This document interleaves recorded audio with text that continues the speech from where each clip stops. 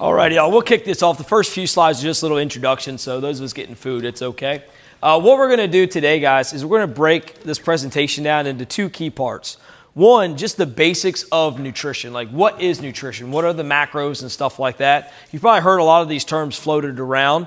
What I wanted to present was, I kind of imagine, like, say you're visiting someone off at college and it's a nutrition 101, you like pop your ear in there a little bit, like what's a carb, what's a macro, these things. If you don't understand these things, we really can't make sense of the second part of today is like, how do we optimize our nutrition for optimal health? With optimization, there comes like a lot of terms, right? Some folks will split the difference between organic or inorganic produce, right? Or grass-fed beef or conventional grain-fed beef, or we'll not have any seed oils in our diet. And that's kind of like the hill we die on. All of those are excellent, wonderful, and I agree with those, but we're going to take this a little step further today. So, little background. There we go. Check 1, 2. Little background. Why is a guy from CrossFit talking about nutrition, right? Isn't CrossFit about like exercise and burpees? And I think someone says like we do like the sled drives and all that kind of stuff, sledgehammers. No, right? The foundation of CrossFit is nutrition, okay? Without nutrition, nothing changes. Our chronic disease prevention doesn't change. Our physical well-being doesn't change. Our ability to do things in life does not change, right? So we say oftentimes that we have the world's solution to the most vexing problem, okay, which is chronic metabolic disease. The foundation of CrossFit is the prevention of type 2 diabetes, hypertension, atherosclerosis, sarcopenia, obesity, heart disease eventually down the road, so on and so forth. We do these by pairing constantly varied movements that are functional with meats, fruits, veggies, eggs, nuts, seeds, some starch, no sugar, right? And that is the big foundation right here. Imagine all of us are Tom Brady. Nothing in our physical health changes unless we focus on our nutrition. If anyone knows anything about football, that was his big thing throughout all of these years of longevity in the league is his nutrition and things he did off the field, right? For us, we're always on the field. We're always in the game. Whether it's here today, whether we mow the lawn later this afternoon, or we go play at the park with our grandkids later on, right? We're always in the game. We need to be able to perform. So, foundations of nutrition we'll go through, some common faults in nutritional decisions, and how to optimize. First thing we want to kick off are the macronutrients. There's 3 of them, right? Obviously, the first one here, carbohydrates. This is the one that's probably the most villainous when we get to optimizing our food and things like that a little later on. But there's nothing villainous of it in and of itself, right? It's just various forms of sugar that provide energy to the body, yeah? When we consume a carbohydrate, it is the fuel for moderate to vigorous activity. Right now, if we are metabolically well, we're burning mostly fat at this moment. We're not burning calories, right? There's no such thing as burning a calorie. A calorie does not get burned. It's just a unit of measure, yep. So what we need to do is think about, are we metabolically flexible? Can we slide from burning carbohydrates when it's appropriate to burning fats when it's appropriate and everything in between? So some of the carbohydrates we typically see, the good sources, fruits, vegetables, nuts, seeds, natural sugars, things that don't come in a bag, a box, or a barcode, right? Yes, the apples come in a bag and they do have a barcode on them, so that's the one caveat here. But things we want to avoid in general, right? Grain, breads, pastas, simple sugars, we all know those things, right? But a little later on, we're going to understand why we really want to keep those out of the diet and what it can lead towards when it comes to that chronic disease. All right, so guys, second one here. First one we have carbohydrates. Second one we have proteins. And this is the big doozy that I'm really going to hone in on today that a lot of us are missing. Protein is necessary for life, right? Protein is a building block. When we get back to this idea of the 3 macronutrients, protein, building block, carbohydrate and energy, dietary fat is an energy. So each and every time that we decide to make a meal, if it does not have some kind of what I would argue animal protein in it, we're completely missing the mark on supporting our lean muscle tissue. And this is where we tend to have this idea of aging, right? We tend to think, hey, as we get older, we just lose muscle, right? Just part of the programming. It is not, right? If we keep our protein to an optimal level day in and day out and have that training that stimulates the growth of that lean muscle tissue, we can be a strong, healthy person later on in our life. But we have a lot of times a meal, say for instance, cereal, right? So we have Wheaties supposed to be heart healthy, right? All that kind of stuff. A little bit of milk. We eat that meal. We have a meal where it's all carbohydrate, maybe a little bit of fat if we have 2% milk, but there's no protein in there, right? So all we did was combine energy with an energy, which will then compete with body fat, right? But we have not put any protein in that building block. And when we think of protein, I want us to think in the sense of hydration. Each and every day, we understand that we have to have like a hydration status. If we go all day long with zero fluids consumed and we're dehydrated the next morning or that evening, we can kind of put two and two together, right? Each and every day, we have a hydration need, and each and every day, we have a protein need. If we're not hitting that protein goal every single day, we fall victim to what we call negative protein turnover. You start your day off with a certain amount of lean muscle tissue. You mow the lawn, you play with the kids in the yard, maybe you do go to a CrossFit class, and that muscle tissue gets broken down throughout the day, minute by minute. And if we're not reconsuming those building blocks in that 24-hour span, we don't have that rebound back up to par, or we've built a little bit of muscle, but we continue to degrade over the hours, days, weeks, months, decades. And then that's where we're 30 years old, and all of a sudden we're 70, and we've fallen into this decline of no muscle tissue. And it's just lack of protein day in and day out. And we'll talk about optimization there in a little bit. All righty. And our last one there are the dietary fats. These are the ones like a lot of people fear because of heart disease and stuff along those lines. All right, dietary fats. So I said a little bit earlier where these are what's primarily used during low intensity activity. Again, we don't burn a calorie ever. It's just a unit that we made 70 years ago, right? Right now, if you're metabolically well, you should be in a very low intensity state.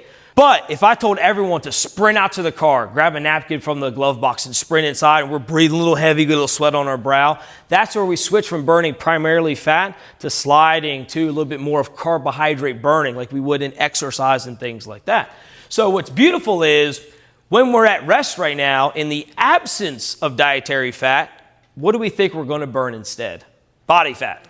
Right? Because sedentary activity is a fat-derived activity. So if we don't have fat in our GI tract, we're just going to access our stored body fat for fuel. But oftentimes we eat a lot of carbohydrate in our life and in our diet. And in doing so, we become metabolically inflexible. We don't slide back and forth between the two fuels. Then we eat a meal, we're hungry 90 minutes later, even though we ate some calories, right? Then we continue to gain a little bit of body fat, a little bit of body fat, a little bit of body fat, even if our calories are low and things like that. And we slide into a life where we have a lack of muscle tissue, increased body fat, our type 2 diabetes starts creeping in, we start getting put on a blood pressure medication. All these are derived by insulin specifically, which is the hormone that allows us to convert that glucose and stuff like that. So that's where we tie in obesity, diet, and chronic disease, the world's most vexing problem.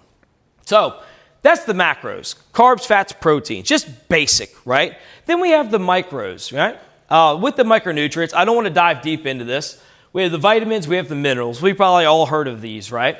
What's beautiful is if you just eat a diet, unprocessed whole food, you don't need a multivitamin, you don't need some kind of athletic dehydrated powder, you're getting your nutrition from real food. So every meal that we decide that's not unprocessed, home cooked, good to go, and it's more processed, convenient, full of seed oils, all those sorts of deals slide us towards micronutrient deficiencies, right? So I just like to throw that out there. You have the macros, right? We need those on a gram basis. And then you have the micros. We need those on a milligram basis. And we don't really have to worry about these if we're doing our due diligence eating unprocessed real food day in and day out.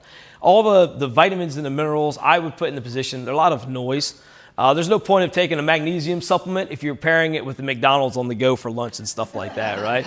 That's my grandma. She's known for that one. So another thing I want to throw out there is animal protein gets a big rap for being the cause of heart disease and stuff like that, which is kind of ironic because over the last 100 or so years, the intake of animal meat has gone down 44% and the intake of saturated fat has gone down 70%.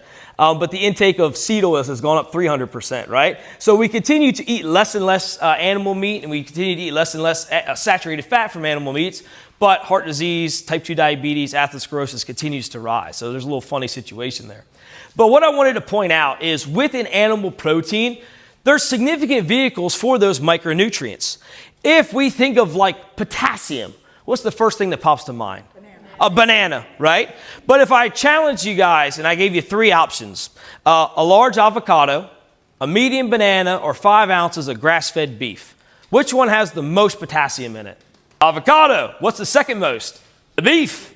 And then the third one is the banana, right? But the banana gets all the good love and stuff like that. The animal protein gets kind of criminalized as the heart disease instigator, right? So this is just a wonderful little flow chart. And again, we're not going to go through all these numbers and stuff like that, but it's just proof of concept that as we look at all these different micronutrients, you'll notice beef liver are either 1 or number 2 for the most part across all these when it comes to the other superfoods. Blueberries, cabbage, broccoli, kale. So when you eat an animal protein, not only are you securing your lean muscle tissue, more muscle tissue you have, typically less body fat you have, the more muscle tissue you have, you'll, well, I don't want to say cure, right? But you will reduce your risk of type 2 diabetes, reduce your risk of high blood pressure, because all those things lean into your metabolic fitness. So if you include an animal protein in each and every meal, not only are you getting that protein, you're also getting a huge plethora of micronutrients. Oftentimes we think, hey, I need an apple because I need some kind of vitamin in my meal. But if we have that 4 ounces of sirloin steak, we're getting a good amount of stuff that we don't even realize. Come on, baby. There we go. So let's get into these common faults. And in my career, for all of my career until we went full-time with our gym and things like that, I was a corporate health coach. So I actually worked at a Merck facility down in Millsboro, servicing about 450, 500 employees. With that, when I'm health coaching somebody, oftentimes people know what to do. Earlier, when I said don't drink soda, you're probably like, yeah, of course. We hear that all the time, right? But it's the little small potholes in the road that hold somebody back. In the morning time, we have an individual at our gym, and when they first started on board with me, they're like, yeah, Jared, I drink a protein shake before the workout. I'm like, okay, I like that. Talking about protein, plant protein. And it's a dagger to the heart, right? Plant proteins are not equivalent to animal proteins, and we'll go through that. But that's one of those things where this individual had good intentions. They were taking the actions to do those things to get that protein in, but it's not going to reap the benefits and rewards that you think because it wasn't the right call at that stop sign. You went left, you should have went right, you should have went around that pothole a little bit. So, first one, lack of protein intake. If you have we'll use breakfast for example, because it's kind of the thing that sets the foundation for your day. Doesn't matter when you eat breakfast, but it matters what the first food that you consume is, because that's going to set the precedent of where you go in that direction. Great example with the hunger episodes. If I gave you a bowl of Captain Crunch, right, with some skim milk, 90 minutes later, you're going to be at the vending machine at work like, man, I'm a little hungry, right? But if I gave you 3 or 4 eggs, a bowl of blueberries, and we'll throw in 2 pieces of chicken sausage, right? We have food that is providing those micronutrients, that's providing the healthy fats, and you're getting the animal protein that will keep you full till 1, 2, 3 o'clock in the afternoon, right? So it's all in the programming in which you decide to eat. Second here, again, that poor appetite control, lack of muscle development. Again, we each have a responsibility day in and day out to consume animal protein. Bananas, broccoli, kale, they're all great, right? But they do not build muscle. But the fun fact is that you can take protein and it can be converted to, yes ma'am, carbohydrate and fat. You can take carbohydrate, it can be converted to fat. You can't take protein nor fat nor carbohydrate and turn it into protein. So it is the sole essential macronutrient. If you don't consume it day in and day out to adequate quantities, you will literally wither over time in decades.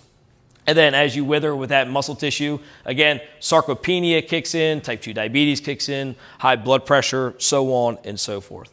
Excess body fat. The lower protein that you have in your diet, remember we have the 3 macros, proteins, fats, and carbs. Proteins are a building block. They don't compete with body fat as a fuel. Carbs and fats are energies. So they compete with body fat as a fuel. So if you have a meal that is primarily an energy, what are we not tapping into a few hours after that meal? Well, we are not tapping into stored body fat for fuel. There we go. And that is where people tend to gain weight, gain specifically fat mass, right? Is just hour by hour, day in and day out. We are unable to access the body fat that we have on our body. And we should go through stages where there's a little bit of fat on the body and then there's less fat on the body. And it kind of goes up and down throughout the seasons and stuff like that, right? But let me ask you, if body fat is a fuel and we need fuel to move throughout our day, if we're somebody that has 40 pounds of body fat on our body, why do we need to consume anything, right? It's the hormone insulin. So as you eat a high carbohydrate diet, you become insulin resistant. You guys probably heard that term in some way or fashion before, whether it's a YouTube video, hopefully from your doctor, right? Things like that. And as that insulin continues to spike, now it turns your cellular storage, the energy going into your fat tissue to hold on to, as a one-way street. Then when it's time to pull that energy out, say 4 or 5 hours after a meal, it can't because insulin's still high and it's not respecting the in and the out of the fat cell. And we continue to accumulate 1/8 of a pound, 1/12 of a pound every single day. And then it turns into 1 pound a month or 3 pounds a month or 40 pounds in 6 months or 1 pound a year over 12 years, right? And we just slide into decay a slight tad bit. Oh, wow, we have a new look. All right. So, major issue is equating plant proteins to animal proteins. And let's take a look at the studies. So, don't know why we have this new look. But what this is a research study that took 3 blends of plant proteins. So we're talking about pea protein, soy protein, coconut protein. Equated out the amino acids. So amino acid is essentially of the building block, right? And with equating out the amino acids of one protein, or amino acid specifically, leucine, 3 plant proteins were compared to a control of an animal protein. So everything was the same. Funny enough, you had to eat more plant protein to get the same amino acid profile. That's another story. But what we're looking at here is, does it matter how much protein you consume or how much gets into the bloodstream and actually used in the body? It's the latter, right? We kind of stay on the periphery of like consume protein. But if it doesn't get into your bloodstream and get to your tissues, it does not matter. And every single time, animal protein is higher postprandial, so 2-4 hours after you consume a meal. Draw your blood. There's more amino acids when you consume an animal protein than there is a plant protein. So not only is it more what we'd call bioavailable, but you have to consume more plant proteins to get the amino acids that you really need. So imagine you had to consume 50 grams of soy protein or tofu to get the same amino acids of 20 grams of sirloin steak or ground beef or ground turkey, right?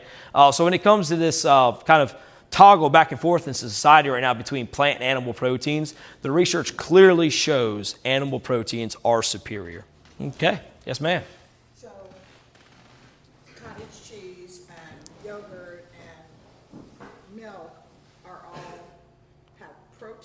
Yep, they are animal proteins.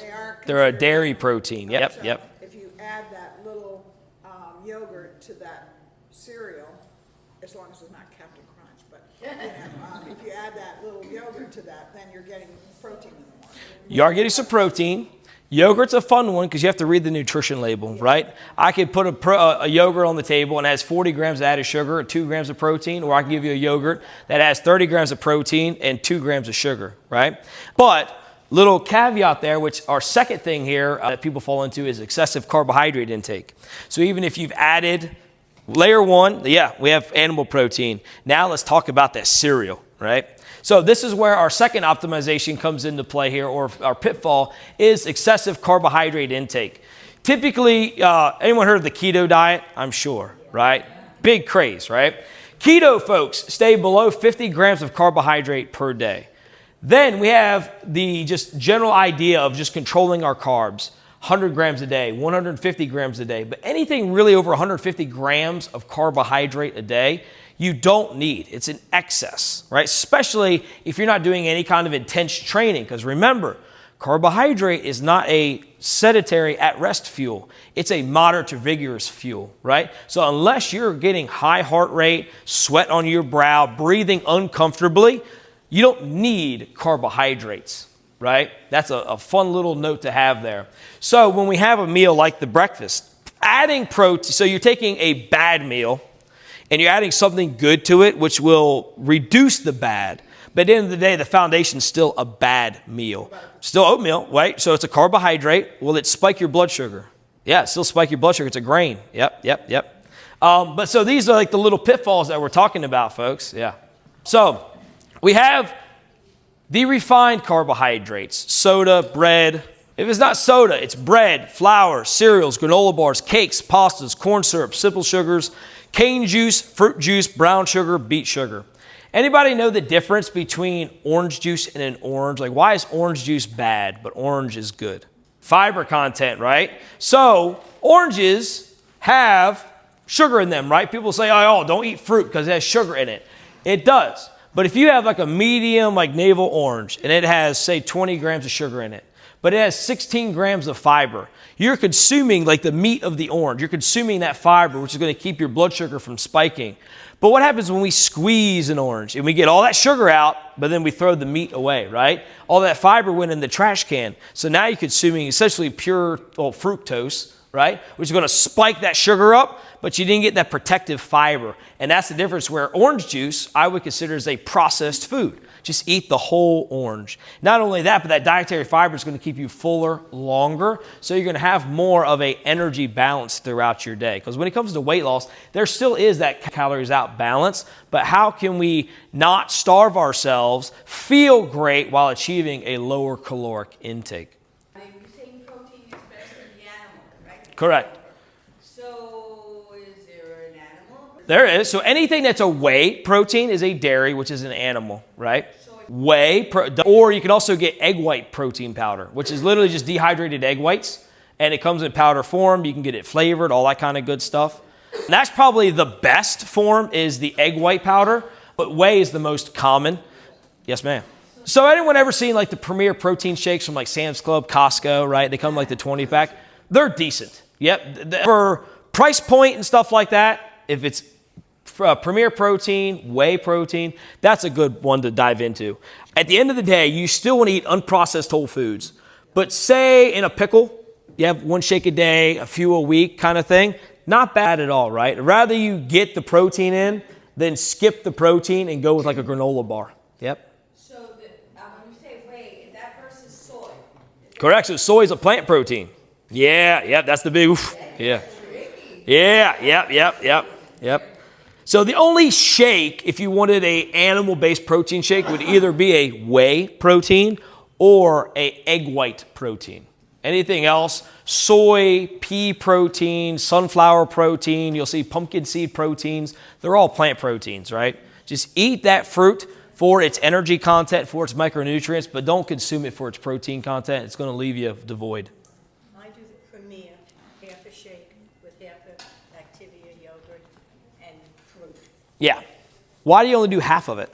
But so with the Premier protein shake, this is great because we're talking about so the question was you have like an Activia, a little bit of the yogurt. Yep. A little bit of fruit, but then half of the protein shake, right? And my question back was, why did you only consume half of the protein shake? And the answer was to cut the calories. But we now know that the calories from protein do not compete with body fat, right? They're separate things. There's a caloric value to protein, but protein is not a fuel, right? And that's the big thing. So you'd be better off consuming the entire shake, because what I want you to think of is I'm consuming a building block. I'm not consuming a competing energy, right? So now you're probably, the Premier protein has 30 or so grams. Your yogurt, say it has 10 to 12, right? So now you have a meal that's 45 grams of protein. Now we're cooking with gas, right? Like that is a good foundational meal. You have a piece of fruit, an apple, banana, a bowl of mixed berries, and now you rinse and repeat that style of a meal over and over and over, day in and day out. That's where you're going to lose weight. You're going to build muscle tissue. Hopefully, you're doing some kind of fitness so you can become more physically fit, and now you're a more optimal human being, right? Yeah. So, insulin. This is the primary culprit when it comes to chronic disease. Right? Type 2 diabetes is caused by high insulin. Hypertension, for most people, 80-90% is caused by high insulin. Obesity primarily is caused by high insulin. So when we look at the three macros, carbs, proteins, dietary fats, carbohydrates have the highest spike in insulin. You consume a high carb meal, your insulin's going to go through the roof. You consume a protein-rich meal, it's going to balance out a little bit more, and then fat is even lower, right? This is where the keto idea comes into play. But I have my own kind of faults with keto, right, which I'm going to explain a little bit later on. But what we can do is we don't need to go keto, but if we controlled our carbohydrates to primarily fruits and veggies, we are going to elicit a really good response where your A1C will start to creep down. You'll go from diabetic, maybe pre-diabetic, maybe into full what we call remission, right? You may be able to get off of your blood pressure medications. What happens with insulin rises, you become insulin resistant. Insulin increases a hormone called aldosterone, right? Aldosterone holds on to salt in the bloodstream. The more salt you have in the bloodstream, your body has to balance that salt out, right? It has to dilute it, which then it pushes more fluid to your bloodstream, which you have high blood pressure. So a lot of people, when they start controlling their carbohydrates, they become more insulin sensitive, the opposite of insulin resistant, right? As that insulin goes down, aldosterone tends to go down. Then the excess fluid in the bloodstream tends to go down, and bada bing, boom. Did you program yourself into high blood pressure, or was it just a family thing over time? I have a buddy who's 28 years old, right? High blood pressure out the wazoo. Look at him. Lean, athletic, CrossFit guy. You would think there's no way this guy has high blood pressure, but his entire family has it. So there's a little bit of a genetic component to some folks, but for most people, I would argue it's programmed in. And here's the beauty and the magic. If it's programmed in, we can program it out as well, right? So that's a fun little one. So back to the macronutrients. We kind of hinted at this a little bit earlier. We saw this slide, right? Proteins, carbohydrates, dietary fats. Well, dietitians will say that there's 4 calories per gram in a gram of protein. Carbohydrate, there's 4 calories per gram. Dietary fat, there's 9 calories per gram. So when we talk about like balancing our calories, right, they'll say, oh, let's cut just food in general down. That way we can get a caloric deficit because they put a calorie value to a gram of protein. But calorie is a unit of energy, right? All it is a simple unit of energy. The body has nothing to do with it. It's an invented term 70 years ago, right? Your body doesn't burn calories. It burns carbohydrates or fats. Dietary or body fat can be over here.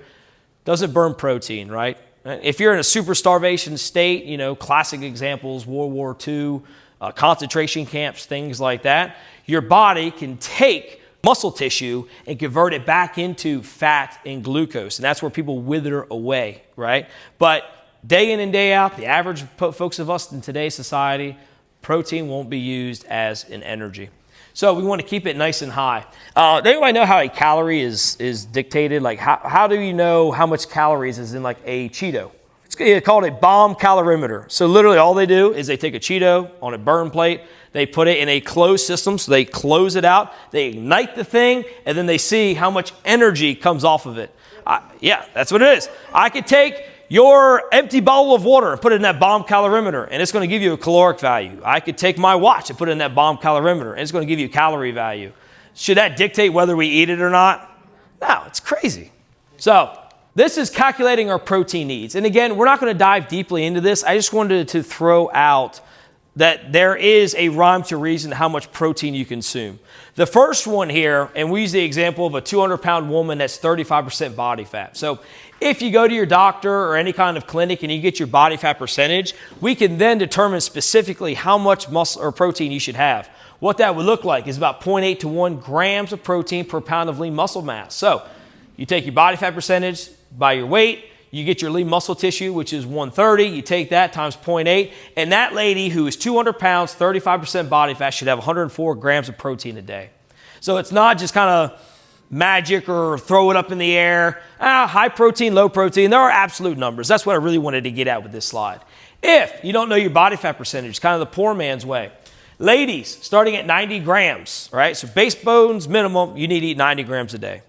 Then you take every inch above 5 feet tall, you add 5 grams. So a lady that is 5'5", 90, 5 times 5's 25, comes out to about 115 grams of protein a day. For gentlemen, we start at 100 grams of protein and the same equation. Every inch you are above 5 foot tall, you add 1 or 5 grams. So that would be, again, 125 if you were a gentleman and you were 5'5". So yeah, relatively within kind of standard error, get you in where you need to be, yeah. So this is where it gets to that idea of the macronutrient balance. And we've really honed in on this in a lot of these side talks here, where we have protein. We need to eat protein to optimal intake. We have carbohydrate. We should really limit our carbohydrate, but eat enough for your fitness goals, right? Carbohydrate is a moderate intensity fuel. If you aren't doing a lot of moderate intensity exercise, you probably should be consuming a lot of that energy because you don't need it. Imagine if you never go camping, ever, live in a townhouse, Rehoboth. And every time your husband or wife, right, goes to Cabela's and you keep buying camping gear. Like, why do we keep buying this camping gear? You got all those little propane tanks. We got 5 tents. We have all this starter fuel. It's crazy. We just have storage units full of camping gear, but we never go camping. That's what carbohydrate is in our day in and day out diets, right? And then for our dietary fats, I just like the idea of just eating to satiety. So you should really get your dietary fats from 1 or 2 places. From the animal proteins you consume. Secondly are the fruit fats, the fruit oils. So oftentimes especially fast food restaurants, we'll cook with canola oil, soybean oil, peanut oil, things like that. Really should be utilizing the fruit oils. Avocado oil, coconut oil, olive oil. Those are unprocessed fruit or oils that come naturally. Anybody ever had like salad dressing at home? It has like corn oil or soybean oil in it, right? Most salad dressings are. That's why we have the avocado dressing, right?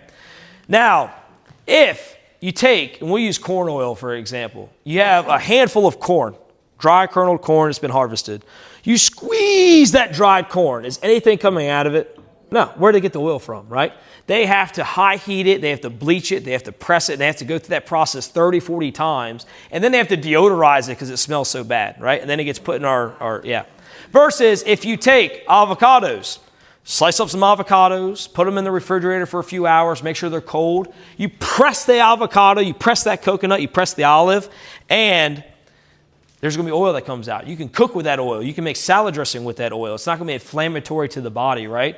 Oftentimes we talk about like autoimmune diseases and things like that. Well, some of the biggest instigators of anything that's autoimmune, refined carbohydrates, soy, any kind of industrial seed oils, things like that, right? It messes up your mitochondrial function and it causes all these irritations, leaky gut syndrome, acne, chronic aches, arthritis-like symptoms. Everybody ever see cheesecloth, right? Like you kind of wrap meats and everything in, right? Like so your gut lining is like that cheesecloth. It has very, very pores to it, right?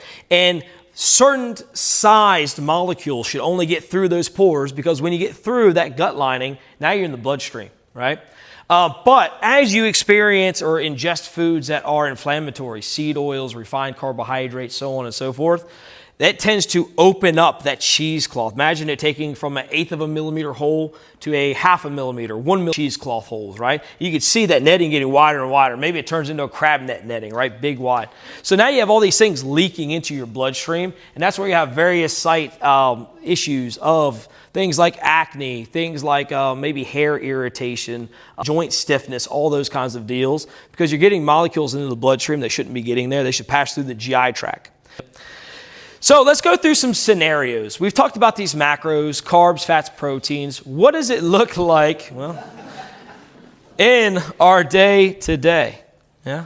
So oftentimes what we'll see, and this is based upon national data, so it tends to be reported is the average American consumes about 80 grams of protein a day, 80 grams of fat, 240 grams of carbohydrate. So we see a significant imbalance of low protein, very high energies. Great example of this in visualization is a classic hamburger meal. The Coca-Cola, we have carbohydrate. The French fries, we have carbohydrate and fats, right? Because it was deep fried, right? Then we have the protein from the burger, but we also have fat from the burger. We have the carbohydrate from the bun, and I guarantee if it's a good burger, there's probably some mayo whipped in there somewhere, so more fat, right? So we have a meal that is high in energies, low in protein. Classic American diet. Second scenario here, we have somebody that decides, you know what, I'm going to get healthy. I'm going to really reduce my fat intake, and I'm going to eat a lot of carbohydrates, right? Because we should have, USDA says like 40 to 60% of our diet should be carbs. What happens is you have somebody say they go 75 grams of protein, 45 grams of fat, 125 grams of carbohydrate. So look at this meal. We have our classic oatmeal everyone loves. We have orange juice, we have toast, and we have that egg. And like, yes, the egg has the protein in it. Little bit of fat. But the rest of those three things are just vehicles of carbohydrate. So you have that in the morning, your blood sugar is going to spike, your insulin is going to rise, your A1C is going to creep up, and then 3 months down the road, the doctor tells you you're pre-diabetic or you slid from pre-diabetic to full-on diabetes. Scenario number 3, these are my keto people, right? So they're like, you know what? Control carbohydrate. I love it. That's what we should do. Control the carbs, insulin goes down, right? And for a lot of these people, they'll improve their health, right? Their A1C may go down, but then their cholesterol goes through the roof. And their doctor's like, well, you're either diabetes or heart disease. Which one do you want, right? And that's the toggle. But you notice their protein's still very low, their fat's through the roof, and their carbohydrates are low because they want to control that insulin. What we'll see is maybe somebody has like a really fatty brisket. We have a salad, we're trying to be a little healthy, right? But then we douse it in soybean oil dressing, right? Classic Kraft's or Ken's dressing or whatever you fill the blank. Pretty much if it's not Primal Kitchen, it's from Walmart. It's got either soybean oil or canola oil in it, right? So when you go to Walmart this afternoon, check. Try to find one that's not full of soybean oil or canola oil and let me know. And then we are super high in fats because we want to control our carbs. So we have like good old cheesy au gratin potatoes with double butter because we're really trying to get that fat intake in, right? High keto. Yeah. And then we have scenario number 4, which I propose, right? And this is in this idea of protein to energy ratio. Now, you may notice this meal: chicken, potatoes, carrots, avocado oil dressing, a nice salad, a nice low glycemic produce, right? Now, what this does here is we have 150 grams of protein a day, a higher protein intake because we're securing that lean muscle tissue. We don't want to fall victim to that idea of negative protein turnover, like I said earlier. Each and every day, if you aren't feeding your muscle tissue, you're losing your muscle tissue. It's a daily thing, just like hydration. So, our carbohydrates are controlled because we want the benefits of those keto folks, right? We want to bring our insulin down because that's going to reduce our disease risk when it comes to our chronic metabolic diseases. Guarantee you, every one of you in this room probably knows at least 2 people with type 2 diabetes, right? It's kind of crazy. And then our fats aren't through the roof, right? We're not like the keto folks. The fats are good and enjoyed through just our natural choices of animal proteins, right? There's a difference in ground beef. Ground beef will get villainized.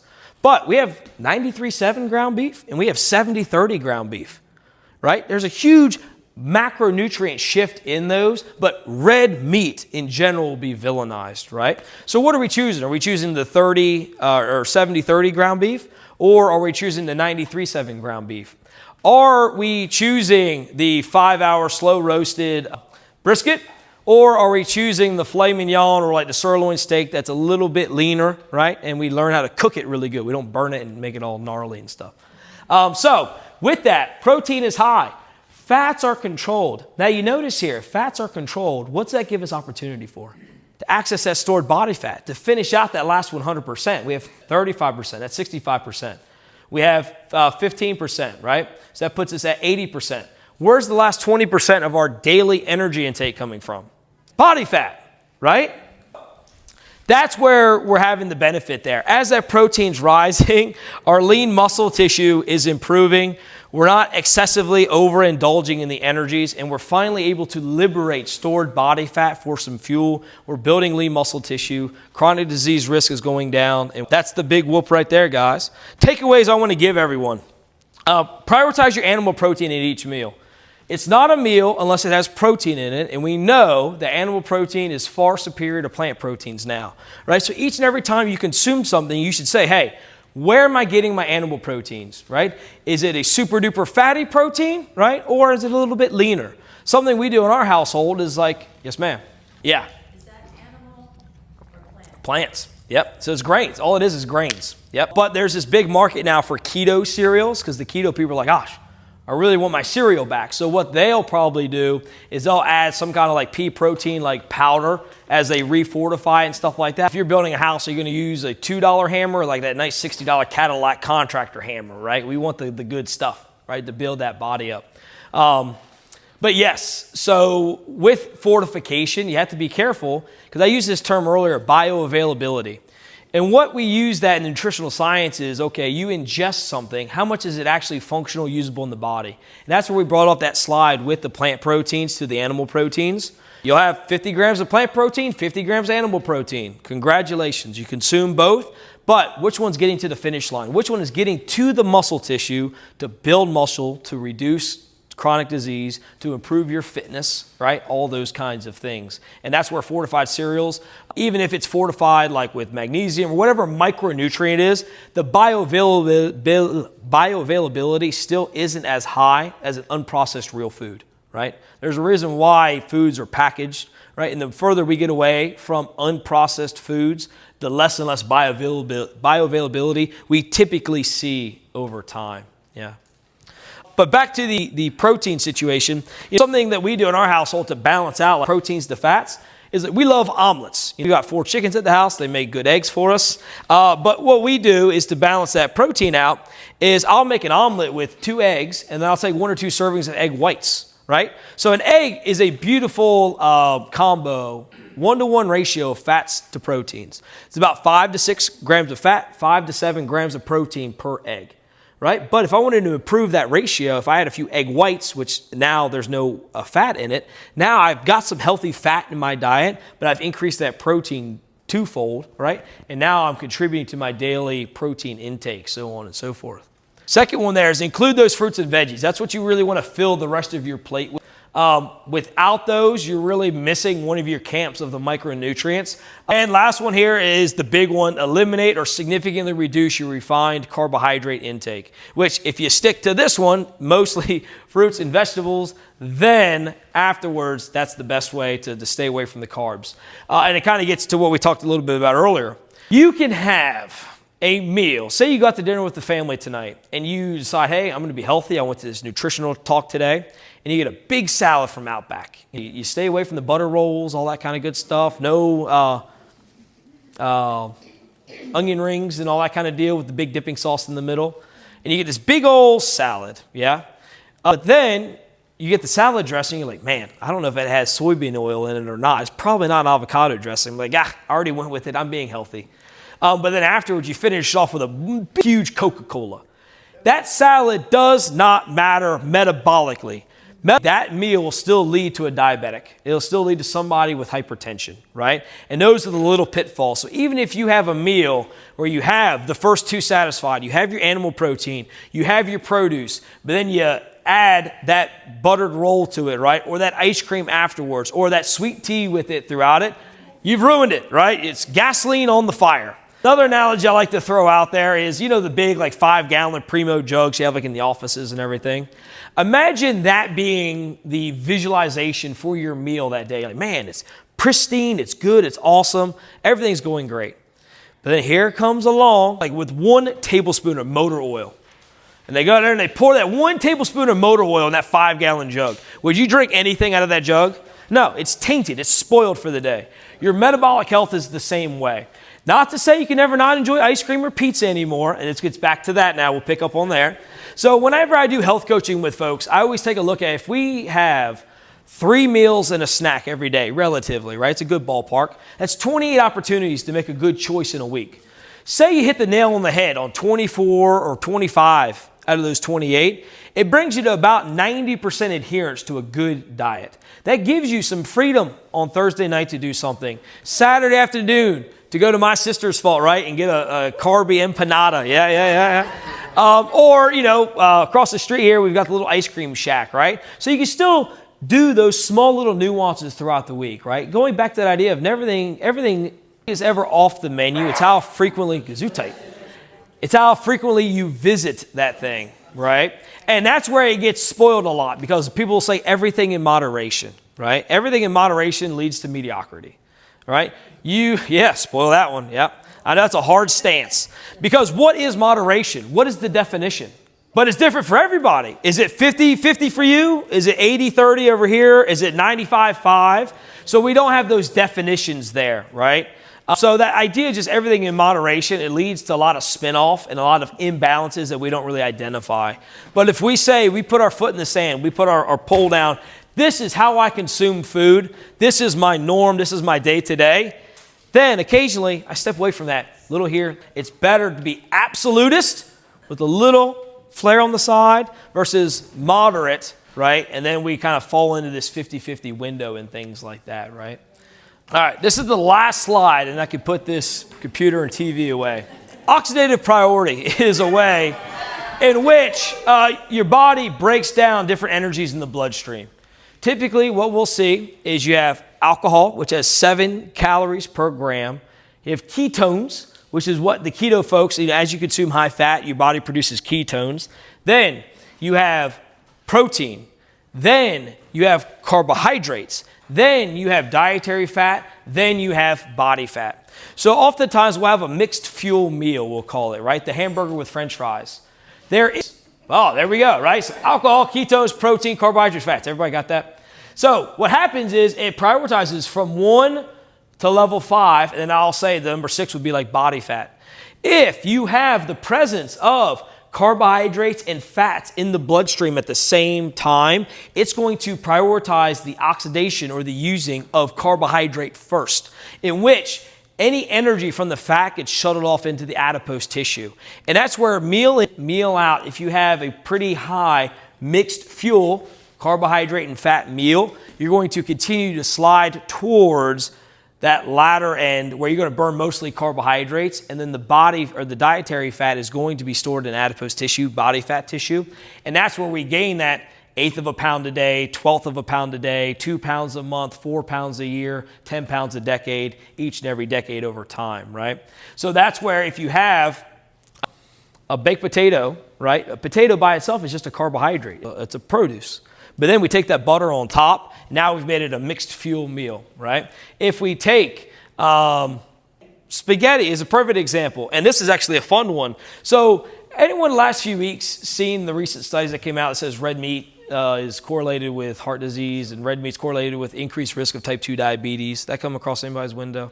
It's a meta-analysis. And what a meta-analysis is the conglomeration of many primary research studies. And then they take similar characteristics and they say there's 40 studies and they have 10,000 subjects each. Well, then they'll kind of turn it into one study with 100,000, 400,000 subjects each because they're all relatively the same. They layer them on top. But what they found was that red meat intake or animal protein intake was positively correlated with increased risk of type 2 diabetes. See that in the headlines, see that Washington Post, you're like, wow, okay, I got to stop this. But then you actually look at the methodology of the research study, and what they categorized red meat as was classic red meat like we see today, but also spaghetti, lasagna, pastas, hoagies, all those things. So what we learned today is if you take a carbohydrate, a pasta, and a fat, which comes from the red meat directly, right? You pair those together, that's the culprit. That's the confounding variable of increased type 2 diabetes risk, increased weight gain, increased blood pressure, so on and so forth. It's not the protein, right? So whenever you look at research, really take it with a grain of salt. The latest fun number that I saw is like 7% of primary research that come out of academia is pretty much you just can't trust them at all, 100%. Confounded with institutional finances and all that kind of stuff and everything. So I always love the idea like N equals 1. And how we can reflect that in our day to day. Tomorrow morning, start your day off with 3 eggs, a bowl of blueberries, and a protein shake. See how long throughout the day you go before you get hungry again. The next day after that, go back to your classic toast with butter, coffee with a little bit of sugar and an orange juice. And then see how long you go before you're hungry again and you seek out something, whether it's at a bar or you're still at home and things like that. Then day in and day out, pair that together. If you're fuller on less calories, there's your caloric deficit, right? Then if you're fuller on a higher protein intake, there's your lean muscle tissue. And again, as an organism, if I take somebody's lean muscle tissue and increase it, and if I take their body fat and I decrease it, and then I sprinkle on 3 days of CrossFit a week, what do you think will happen to that specimen? They get healthier? Yeah. Absolutely, right? And that's where CrossFit really comes into play. We take constantly varied functional movements performed at a high intensity, relatively high intensity, and we marry that with meats, fruits, veggies, eggs, nuts, seeds, some starch, no sugar. And then we will improve people's health. oftentimes health is defined as complete state of physical, social, mental, and I even say spiritual well-being, and not merely the absence of disease, right? That's what the World Health Organization identifies it as. But Western medicine, like, does your doctor tell you that when you walk into the primary care appointment? Like, hey, are you completely free of any kind of disease, and are you optimally physically, mentally, spiritually, socially well? No. Like, how's your diabetes today, right? How's your high blood pressure, right?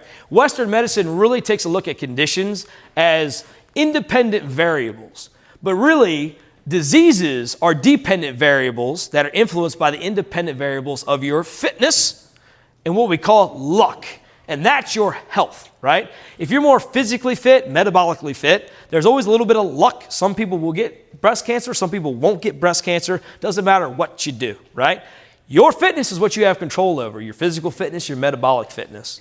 Paired with your luck, that equates your health. Our Western medicine sphere will take health metrics. They'll take your blood pressure. They'll take your triglyceride level, they'll take your low density LDL, and they'll take your body fat percentage and your VO2 max. And they'll try to define what your health is based upon that. And they'll say, hey, your triglycerides are high. We need to bring your triglycerides down. Okay, well, how did they get high in the first place, right?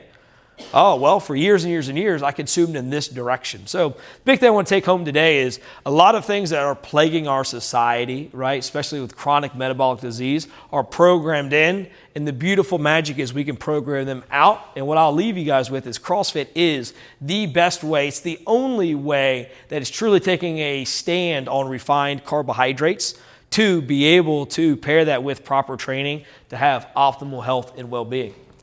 That's it for me, guys. There's still a little bit of food left. There's some beverages and things like that. I want to open up to the floor, any kind of Q&A, anything pop up. What Jay was saying was, before you go to the gym for the workout, right? And say Jay goes to like Planet Fitness, right? Before the workout, he was having like a bagel with a peanut butter, give himself like a little bit of fuel to get through the workout. Now, is that a good thing, right? Well, the first question is, what's your goal? Is your goal to lose fat or to perform, right? Now, it may be a little bit of both, right? But when you consume that bagel, you just flooded your bloodstream with glucose. So when you are training, are you trying to burn that body fat off, or are you trying to burn off that bagel? Because that bagel is circulating in your bloodstream at that moment, right then. So what tends to happen, there's two storage sites or capacity levels for energy in the body. You have your glycogen, which is the storage form of carbohydrate. So carbs get stored as glycogen. Then we have our adipose tissue, our fat tissue. Your body can only store 1,600 calories worth of glycogen. Once it hits its cap, it spills over and it turns any glucose into body fat, right? So that's where if anyone ever says like, oh, carbs turn into fat, well, if you've maxed out your 1,600 calories worth, which a lot of us can if we're not training vigorously day in and day out, but we're eating a lot of carbs, spills over, and that's where you add body fat to your body. Now, if your goal is performance, right? Say, you and Pastor Dan went to the gym. You guys were competing against each other. Same ellipticals. Not today, pal. And you wanted to get over on them. You dump a little orange juice in your bloodstream, you're going to shoot off like a rocket, right? Because you're not deprived of any moderate intensity fuel. Now, the big thing would be to not really you don't need to eat prior to the workout. Now, the caveat there is if you're like a type 2 diabetic or anything like that and you have some wonky things going on, you don't want to make sure you become hypoglycemic, anything like that. You still want to be safe, right? But you don't need to consume to go to the gym to try to burn that off, right? Because when we go to the gym, we want to try to access stored body fat. That's one of the big things. Now, my second note on that, Jay, is exercise is not a good calorie burner. It's a completely terrible way to burn energy. Somebody that goes and does like super intense CrossFit class for 60 minutes, you're lucky to burn 300 to 400 calories in that whole training session. You're way better off to get your caloric reduction by food strategies like we've talked about today, and just walking a lot throughout our day today, because we know low intensity walking, right, is primarily fueled by fat. Then as you increase that walking, you get a little heavier with your breathing. Maybe you can't hold the conversation with your walking partner. And it's like, all right, let's wait till we get to the next stop. We're like breathing pretty heavy. That's where that toggle slides to primarily carbohydrate. But I had an interest call with two ladies yesterday, and that was their big question is, if I come to the gym, will I lose weight? It's like, well, depends. Are you going to follow the nutritional guidelines, what we recommend at CrossFit? But two, You come to the gym 3 days a week to get stronger, fitter, faster, more mobile, more capable as a human being. Then you lose weight by the nutrition you pair with that training and your lack of sitting around day in and day out. Get off the couch, get off the carbs, right? Yeah. Yes, ma'am. I thought you mentioned something quickly earlier about eating almonds. What kind of nuts are good for you? So all of those will be fine, right? Almonds, cashews, macadamias, things like that. The problem is, so there's only 2 foods found in nature that are sources of fats and carbohydrates. First one are nuts. Any other food you find in nature other than nuts and avocados, it's primarily a carbohydrate or it's primarily a fat, right? So avocados are a really good one, healthy fats and stuff like that, but they have about close to a 1-to-1, 1-to-2 ratio of fat to carbohydrate. Nuts are the same thing. So nuts have healthy fats in them. But are we going to have one little handful, 2 ounces, like the serving size says, or that salt gets a hold of us, and then we consume the entire pint, right? And then also doing so, nuts and seeds have equal amounts of carbohydrates and fats. So now you're introducing 2 fuels into the bloodstream, and based upon oxidative priority, that carbohydrate is going to be used first, that fat's going to be stored. And if you're eating high carb, it means you're high insulin. High insulin means you can't access stored body fat later on when you get a little bit hungry, working in the yard and things like that. But nuts and seeds are fine. Just be very mindful of the serving size, right? And it's not necessarily for the calories, it's because it's a mixed fuel food. Yep. Yeah, so that goes back to our opening, right? A lot of people will, like, the big line in the sand on a lot of like carnivore people is, I only eat grass-fed, grass-finished, local. And they won't buy anything from Walmart or Sam's Club, which if you can afford it, right? Support local. It is better quality food. It tastes better for you. There is, so to not to get too deep in a pickle, you have fat. And fat can be broken down into 2 camps, omega-6 fatty acids and omega-3 fatty acids. There's this ratio that is needed for anti-inflammation where it's about 1-to-4 ratio of omega-3s to omega-6s is healthy, anti-inflammatory. But as you consume seed oils, grain-fed animal meats, those omega-6s tend to increase in those tissues because they're grain-fed, right? So then your omega-3 stays low, your omega-6 increases. The more that distances, the more inflammation you're going to experience, going back to that idea of like systemic inflammation. And that could manifest as leaky gut, stiff joints. You just think it's like undiagnosed arthritis as you get a little bit older, things like that. You're just stiffer all the time. You don't feel as good. Maybe you get that daily migraine, things like that. But more grass finish that you get, the better. But when in doubt, if I just take somebody that's going from like eating Cheerios to eating like Walmart ground beef, we won the Super Bowl. Anything after that's like going to Disney World, you know? Yeah. Oh, what about nightshade vegetables, right? So like tomatoes, bell peppers, stuff like that. There is evidence out there that they can be a bit inflammatory. So if you're somebody that like eats spaghetti and then right afterwards you have like bowel problems, probably okay to stay away from it, right? But if you can tolerate them, there's nothing that says like, okay, you're N=1 experiment. Have a more nightshade friendly day or 2 and then see how you feel afterwards. If like nothing happened, I thought the roof was going to cave and the roof didn't cave, then you're probably good. But if you go to somebody's house and have like spaghetti and there's bell peppers in there and the next 2 days you just feel terrible and you really can't pin it down, maybe try to run that experiment a few times. But there are a lot of like gut dietitians out there that really like make their number there on eliminating nightshades and things, just like I've talked about refined carbohydrates today. Yep. Yes, ma'am. Not necessarily, right? So, well, yes, it's pretty much just as bad, right? When it comes like pure table sugar and things like that, anything sweet is going to spike your insulin level, right? Because it's going to raise your blood sugar. So it really comes back, and when I health coach folks, on this idea of like palate training. My son is a perfect example. He's 2, right? For lunch today, he had chicken, potatoes, carrots. And his breakfast was steak and broccoli. He loves broccoli and steak, right? He had an apple and a thing of cheese. His dietary palate is so different in comparison to my nephew, right? Sorry, Reagan. He drinks Coca-Cola and has the ice cream. The ice cream truck comes around, the Boys and Girls Club, all that kind of stuff. So to him, my nephew, carrots taste like absolute garbage because he's used to a Snickers bar, right? So if you're trying to like work on this idea of improving your carbohydrates and stuff like that, agave, going back to the original inquiry there, it's still going to spike your blood sugar. And you're going to have to ask the question, like, what do you put agave in? Is it in tea? Is it in coffee? And then secondly, do you need that thing sweetened, right? A fun little experiment I did with my wife is she loves peanut butter. Everyone loves peanut butter. It's great, right? But you look at the first 3 ingredients on peanut butter. The first one is palm oil or soybean oil. Second one is sugar. Then the third one is peanuts. So I did this thing a few weeks ago where we started buying like just pure peanut butter. And guess what I stopped eating? Peanut butter is terrible. Absolutely terrible. Pure peanut butter is disgusting. But man, you add that soybean oil in there and you add that white sugar in there and it is delicious. So then I had to ask the question myself, like, did I like peanut butter or did I like fat and sugar mixed together? And it's the fat and the sugar mixed together, right? So we really have to have those kind of like adult conversations with ourselves. And hey, is this good for me? Is this not good for me? And can I distance myself away from it, whether it's permanently or just reduce the frequency thereof, right? My grandmother, same thing. She big, like, classic British tea cup and everything. And over the years, she's gone through the different stevias and the agaves and this thing and that thing and da-da-da. And it's all sweetened carbohydrate that will spike your blood sugar, spike your insulin. Correct. Yep. Now, there's always a caveat, right? Local honey, like if somebody had bad allergies, and we always hear like, oh, if you eat local honey from local pollen, things like that, has like a medicinal like purpose to it and things, right?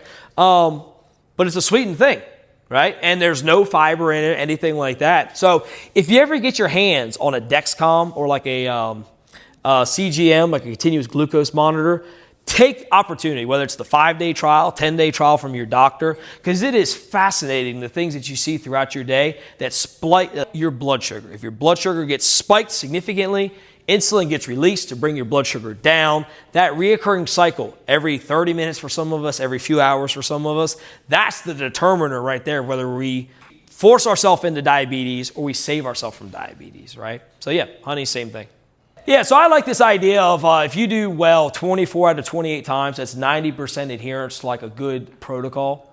90% tends to be pretty good. Some people, 80-20 can work for them, but 90-10 is always like a really good one to dive into, at least early on. And then if you feel like, you know what, I had ice cream twice this week and I'm okay with my weight, I still have abs, I can still perform at the gym, whatever it may be, then maybe you can have ice cream twice a week because we're all N equals 1, but 90% adherent is always pretty good, right? Imagine you said, you know what, I'm a runner. Oh, how many times you run last month? 3. Are you really a runner? Right? Or you just identify as a runner? That whole idea. Yeah, excellent. So the best 2 I would recommend stevia, but then the problem with stevia is it doesn't bake well. So if you're somebody who wants to still do like cookies or brownies and use artificial sweetener, the next best one for baking is allulose, A-L-L-U-L-O-S-E, allulose.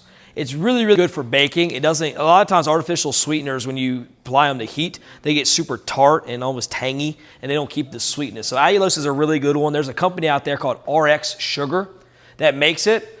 It makes a form of it that's really good. They also make like a lot of good little granola and chocolate bar products and things like that. So if you're that person where it's like, I heard him today, but every night I just need a little, right? Then you get, a pack of those a week, and that allulose, what it actually do, allulose is funny because it's the only artificial sweetener that I know of, it actually reduces your blood sugar. So it doesn't spike it, it actually brings it down as you ingest it, right? So it started off with like food, but now they're even talking about like, okay, why does allulose reduce blood sugar, and can that be utilized like in a medication or anything like that? But RX Sugar is a good one.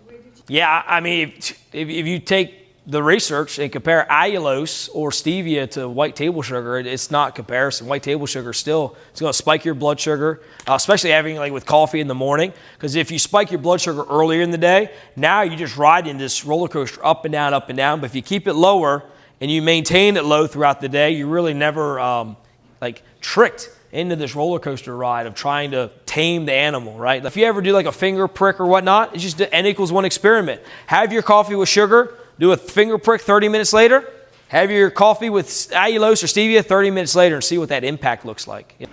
All right, guys. Well, thank you for your time.